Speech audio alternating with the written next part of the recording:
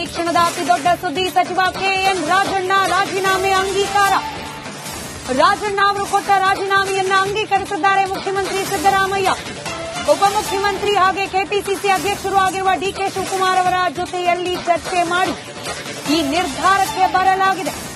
ರಾಹುಲ್ ಗಾಂಧಿ ಅವರ ಹೋರಾಟಕ್ಕೆ ಮುಜುಗರ ಉಂಟಾಗುವಂತೆ ರಾಜಣ್ಣ ಅವರು ಕೊಟ್ಟ ಹೇಳಿಕೆಯೇ ಇದೀಗ ರಾಜಣ್ಣ ಅವರ ಪಾಲಿಗೆ ಮುಳುವಾದಂತೆ ಕಾಣ್ತಾ ಇದೆ. ಡಿಕೆ ಶಿವಕುಮಾರ್ ಅವರ ಜೊತೆಯಲ್ಲಿ ಚರ್ಚಿಸಿದ ಬಳಿಕ ರಾಜೀನಾಮೆಯನ್ನ ಅಂಗೀಕರಿಸುವ ನಿರ್ಧಾರಕ್ಕೆ ಬಂದಿದ್ದಾರೆ ಮುಖ್ಯಮಂತ್ರಿ ಸಿದ್ದರಾಮಯ್ಯ. ವೈಯಕ್ತಿಕವಾಗಿ ಸಿದ್ದರಾಮಯ್ಯನವರಿಗೂ ಕೂಡ ಬಹಳ ಕಷ್ಟದ ಡಿಸಿಷನ್.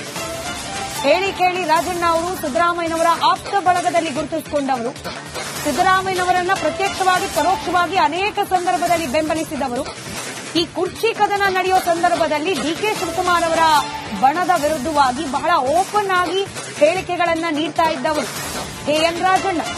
ಇದೀಗ ಮುಖ್ಯಮಂತ್ರಿ ಸಿದ್ದರಾಮಯ್ಯನವರ ಪರವಾದ ಒಂದು ಧ್ವನಿ,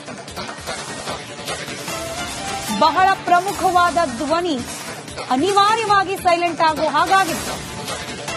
ರಾಹುಲ್ ಗಾಂಧಿ ಅವರ ವಿರುದ್ಧವಾಗಿ ಮತಗಳ್ಳತನದ ವಿಚಾರಕ್ಕೆ ರಾಹುಲ್ ಗಾಂಧಿ ಅವರು ನಡೆಸ್ತಾ ಇರುವ ಸಮರದ ವಿರುದ್ಧವಾಗಿ ನೀಡಿದ ಹೇಳಿಕೆ ಇದೀಗ ಮುಖ್ಯಮಂತ್ರಿಗಳನ್ನೂ ಕೂಡ ಅನಿವಾರ್ಯ ಪರಿಸ್ಥಿತಿಗೆ ಸಿಲುಕಿಸಿದೆ. ಇಷ್ಟು ದಿನ ರಾಜಣ್ಣ ಅವರ ಹೇಳಿಕೆಗಳು ರಾಜ್ಯ ವ್ಯಾಪ್ತಿಗೆ ಸೀಮಿತವಾಗಿರ್ತಾ ಇದೆ. ಡಿಕೆ ಶಿವಕುಮಾರ್ ಅವರ ವಿರುದ್ಧ ಕುರ್ಚಿ ಕದನದ ವಿಚಾರಕ್ಕೆ ಸಂಬಂಧಪಟ್ಟಂತೆ ಹಾಗೆ ಮುಖ್ಯಮಂತ್ರಿ ಕುರ್ಚಿಗೆ ಸಂಬಂಧಪಟ್ಟ ಹಾಗೆ ಇದನ್ನು ಹೇಗೋ ಬ್ಯಾಲೆನ್ಸ್ ಮಾಡ್ಕೊಂಡು ಹೋಗ್ತಾ ಇದ್ರು ಮುಖ್ಯಮಂತ್ರಿ ಸಿದ್ದರಾಮಯ್ಯನವರು. ಆದ್ರೆ ಇದೀಗ ನೇರವಾಗಿ ರಾಜಣ್ಣ ಅವರ ಹೇಳಿಕೆ ಹೈಕಮಾಂಡ್, ಅದರಲ್ಲೂ ವೈಯಕ್ತಿಕವಾಗಿ ರಾಹುಲ್ ಗಾಂಧಿ ಅವರಿಗೇನೆ ಮುಜುಗರ ತರುವಂತೆ ಇದ್ದಿದ್ರಿಂದ ಸಿದ್ದರಾಮಯ್ಯನವರು ಕೂಡ ಹೆಲ್ಪ್ಲೆಸ್.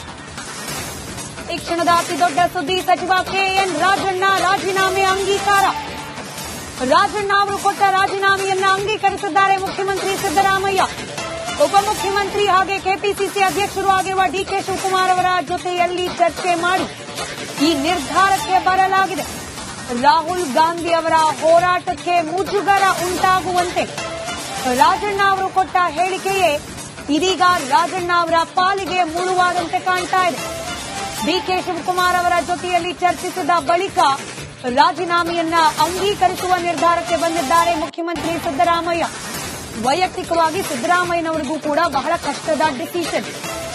ಹೇಳಿ ಕೇಳಿ ರಾಜಣ್ಣ ಅವರು ಸಿದ್ದರಾಮಯ್ಯನವರ ಆಪ್ತ ಬಳಗದಲ್ಲಿ ಗುರುತಿಸಿಕೊಂಡವರು. ಸಿದ್ದರಾಮಯ್ಯನವರನ್ನ ಪ್ರತ್ಯಕ್ಷವಾಗಿ ಪರೋಕ್ಷವಾಗಿ ಅನೇಕ ಸಂದರ್ಭದಲ್ಲಿ ಬೆಂಬಲಿಸಿದವರು. ಈ ಕುರ್ಚಿ ಕದನ ನಡೆಯುವ ಸಂದರ್ಭದಲ್ಲಿ ಡಿಕೆ ಶಿವಕುಮಾರ್ ಅವರ ಬಣದ ವಿರುದ್ಧವಾಗಿ ಬಹಳ ಓಪನ್ ಆಗಿ ಹೇಳಿಕೆಗಳನ್ನ ನೀಡ್ತಾ ಇದ್ದವರು ಕೆಎನ್ ರಾಜಣ್ಣ. ಇದೀಗ ಮುಖ್ಯಮಂತ್ರಿ ಸಿದ್ದರಾಮಯ್ಯನವರ ಪರವಾದ ಒಂದು ಧ್ವನಿ, ಬಹಳ ಪ್ರಮುಖವಾದ ಧ್ವನಿ ಅನಿವಾರ್ಯವಾಗಿ ಸೈಲೆಂಟ್ ಆಗೋ ಹಾಗಾಗಿತ್ತು.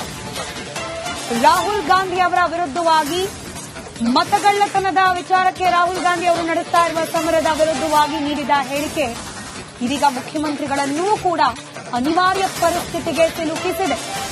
ಇಷ್ಟು ದಿನ ರಾಜಣ್ಣ ಅವರ ಹೇಳಿಕೆಗಳು ರಾಜ್ಯ ವ್ಯಾಪ್ತಿಗೆ ಸೀಮಿತವಾಗಿರ್ತಾ ಇದೆ. ಡಿಕೆ ಶಿವಕುಮಾರ್ ಅವರ ವಿರುದ್ಧ ಕುರ್ಚಿ ಕದನದ ವಿಚಾರಕ್ಕೆ ಸಂಬಂಧಪಟ್ಟಂತೆ ಹಾಗೆ ಮುಖ್ಯಮಂತ್ರಿ ಕುರ್ಚಿಗೆ ಸಂಬಂಧಪಟ್ಟ ಹಾಗೆ ಇದನ್ನು ಹೇಗೋ ಬ್ಯಾಲೆನ್ಸ್ ಮಾಡ್ಕೊಂಡು ಹೋಗ್ತಾ ಇದ್ರು ಮುಖ್ಯಮಂತ್ರಿ ಸಿದ್ದರಾಮಯ್ಯನವರು.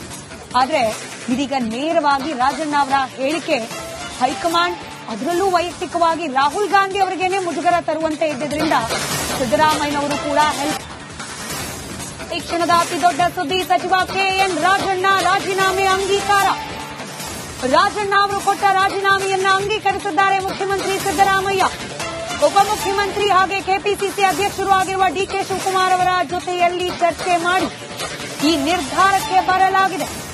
ರಾಹುಲ್ ಗಾಂಧಿ ಅವರ ಹೋರಾಟಕ್ಕೆ ಮುಜುಗರ ಉಂಟಾಗುವಂತೆ ರಾಜಣ್ಣ ಅವರು ಕೊಟ್ಟ ಹೇಳಿಕೆಯೇ ಇದೀಗ ರಾಜಣ್ಣ ಅವರ ಪಾಲಿಗೆ ಮುಳುವಾದಂತೆ ಕಾಣ್ತಾ ಇದೆ.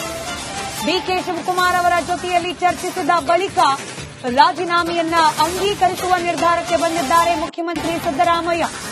ವೈಯಕ್ತಿಕವಾಗಿ ಸಿದ್ದರಾಮಯ್ಯನವರಿಗೂ ಕೂಡ ಬಹಳ ಕಷ್ಟದ ಡಿಸಿಷನ್. ಹೇಳಿ ಕೇಳಿ ರಾಜಣ್ಣ ಅವರು ಸಿದ್ದರಾಮಯ್ಯನವರ ಆಪ್ತ ಬಳಗದಲ್ಲಿ ಗುರುತಿಸಿಕೊಂಡವರು.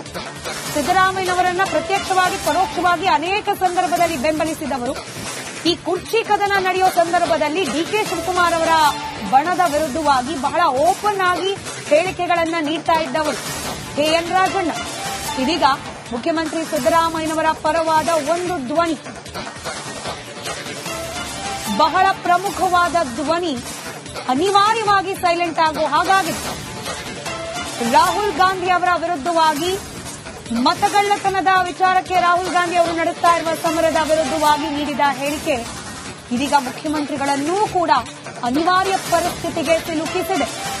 ಇಷ್ಟು ದಿನ ರಾಜಣ್ಣ ಅವರ ಹೇಳಿಕೆಗಳು ರಾಜ್ಯ ವ್ಯಾಪ್ತಿಗೆ ಸೀಮಿತವಾಗಿರ್ತಾ ಇದೆ. ಡಿಕೆ ಶಿವಕುಮಾರ್ ಅವರ ವಿರುದ್ಧ ಕುರ್ಚಿ ಕದನದ ವಿಚಾರಕ್ಕೆ ಸಂಬಂಧಪಟ್ಟಂತೆ, ಹಾಗೆ ಮುಖ್ಯಮಂತ್ರಿ ಕುರ್ಚಿಗೆ ಸಂಬಂಧಪಟ್ಟ ಹಾಗೆ ಇದನ್ನು ಹೇಗೋ ಬ್ಯಾಲೆನ್ಸ್ ಮಾಡ್ಕೊಂಡು ಹೋಗ್ತಾ ಇದ್ರು ಮುಖ್ಯಮಂತ್ರಿ ಸಿದ್ದರಾಮಯ್ಯನವರು.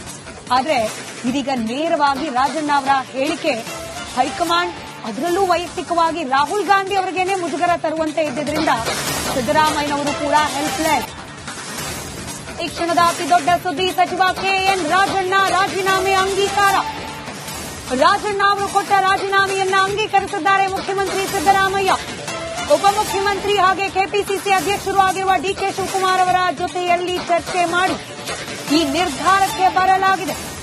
ರಾಹುಲ್ ಗಾಂಧಿ ಅವರ ಹೋರಾಟಕ್ಕೆ ಮುಜುಗರ ಉಂಟಾಗುವಂತೆ ರಾಜಣ್ಣ ಅವರು ಕೊಟ್ಟ ಹೇಳಿಕೆಯೇ ಇದೀಗ ರಾಜಣ್ಣ ಅವರ ಪಾಲಿಗೆ ಮುಳುವಾದಂತೆ ಕಾಣ್ತಾ ಇದೆ. ಡಿಕೆ ಶಿವಕುಮಾರ್ ಅವರ ಜೊತೆಯಲ್ಲಿ ಚರ್ಚಿಸಿದ ಬಳಿಕ ರಾಜೀನಾಮೆಯನ್ನ ಅಂಗೀಕರಿಸುವ ನಿರ್ಧಾರಕ್ಕೆ ಬಂದಿದ್ದಾರೆ ಮುಖ್ಯಮಂತ್ರಿ ಸಿದ್ದರಾಮಯ್ಯ. ವೈಯಕ್ತಿಕವಾಗಿ ಸಿದ್ದರಾಮಯ್ಯನವರಿಗೂ ಕೂಡ ಬಹಳ ಕಷ್ಟದ ಡಿಸಿಷನ್. ಹೇಳಿ ಕೇಳಿ ರಾಜಣ್ಣ ಅವರು ಸಿದ್ದರಾಮಯ್ಯನವರ ಆಪ್ತ ಬಳಗದಲ್ಲಿ ಗುರುತಿಸಿಕೊಂಡವರು, ಸಿದ್ದರಾಮಯ್ಯನವರನ್ನ ಪ್ರತ್ಯಕ್ಷವಾಗಿ ಪರೋಕ್ಷವಾಗಿ ಅನೇಕ ಸಂದರ್ಭದಲ್ಲಿ ಬೆಂಬಲಿಸಿದವರು. ಈ ಕುರ್ಚಿ ಕದನ ನಡೆಯುವ ಸಂದರ್ಭದಲ್ಲಿ ಡಿಕೆ ಶಿವಕುಮಾರ್ ಅವರ ಬಣದ ವಿರುದ್ಧವಾಗಿ ಬಹಳ ಓಪನ್ ಆಗಿ ಹೇಳಿಕೆಗಳನ್ನ ನೀಡ್ತಾ ಇದ್ದವರು ಕೆಎನ್ ರಾಜಣ್ಣ. ಇದೀಗ ಮುಖ್ಯಮಂತ್ರಿ ಸಿದ್ದರಾಮಯ್ಯನವರ ಪರವಾದ ಒಂದು ಧ್ವನಿ, ಬಹಳ ಪ್ರಮುಖವಾದ ಧ್ವನಿ ಅನಿವಾರ್ಯವಾಗಿ ಸೈಲೆಂಟ್ ಆಗೋ ಹಾಗಾಗಿತ್ತು. ರಾಹುಲ್ ಗಾಂಧಿ ಅವರ ವಿರುದ್ಧವಾಗಿ ಮತಗಳ್ಳತನದ ವಿಚಾರಕ್ಕೆ ರಾಹುಲ್ ಗಾಂಧಿ ಅವರು ನಡೆಸ್ತಾ ಇರುವ ಸಮರದ ವಿರುದ್ಧವಾಗಿ ನೀಡಿದ ಹೇಳಿಕೆ ಇದೀಗ ಮುಖ್ಯಮಂತ್ರಿಗಳನ್ನೂ ಕೂಡ ಅನಿವಾರ್ಯ ಪರಿಸ್ಥಿತಿಗೆ ಸಿಲುಕಿಸಿದೆ. ಇಷ್ಟು ದಿನ ರಾಜಣ್ಣ ಅವರ ಹೇಳಿಕೆಗಳು ರಾಜ್ಯ ವ್ಯಾಪ್ತಿಗೆ ಸೀಮಿತವಾಗಿರ್ತಾ ಇದೆ. ಡಿಕೆ ಶಿವಕುಮಾರ್ ಅವರ ವಿರುದ್ಧ ಕುರ್ಚಿ ಕದನದ ವಿಚಾರಕ್ಕೆ ಸಂಬಂಧಪಟ್ಟಂತೆ, ಹಾಗೆ ಮುಖ್ಯಮಂತ್ರಿ ಕುರ್ಚಿಗೆ ಸಂಬಂಧಪಟ್ಟ ಹಾಗೆ ಇದನ್ನು ಹೇಗೋ ಬ್ಯಾಲೆನ್ಸ್ ಮಾಡ್ಕೊಂಡು ಹೋಗ್ತಾ ಇದ್ರು ಮುಖ್ಯಮಂತ್ರಿ ಸಿದ್ದರಾಮಯ್ಯನವರು. ಆದ್ರೆ ಇದೀಗ ನೇರವಾಗಿ ರಾಜಣ್ಣ ಅವರ ಹೇಳಿಕೆ ಹೈಕಮಾಂಡ್, ಅದರಲ್ಲೂ ವೈಯಕ್ತಿಕವಾಗಿ ರಾಹುಲ್ ಗಾಂಧಿ ಅವರಿಗೇನೆ ಮುಜುಗರ ತರುವಂತೆ ಇದ್ದಿದ್ರಿಂದ ಸಿದ್ದರಾಮಯ್ಯನವರು ಕೂಡ ಹೆಲ್ಪ್ಲೆಸ್.